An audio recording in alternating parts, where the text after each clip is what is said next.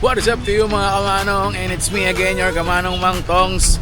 And for today's video, Magkano dito?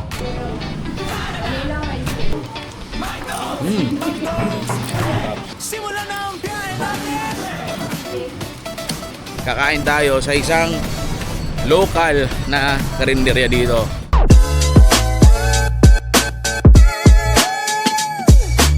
Dito mga kamanong, susubukan natin kumain sa isang local na karinderya.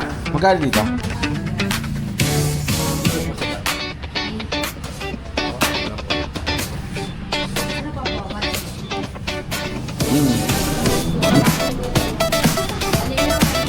Nagtataka kung bakit naka voice over ang video na to?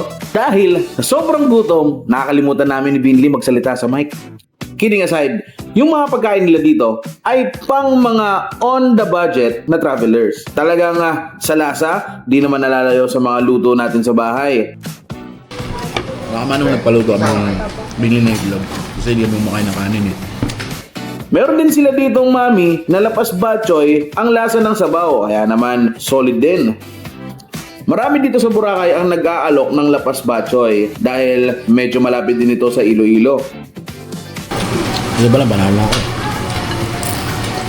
Kaya naman maraming kababayan natin ang galing doon at dito na tumira at nagnegosyo. Kaya sa next na punta mo dito sa Boracay, hanapin mo at itry itong Hotpot Eatery. Maraming salamat Manong Nation sa panonood and see you on my next vlog. Hang manyano sobrang sarsa flow. Tawa sa mesa, agong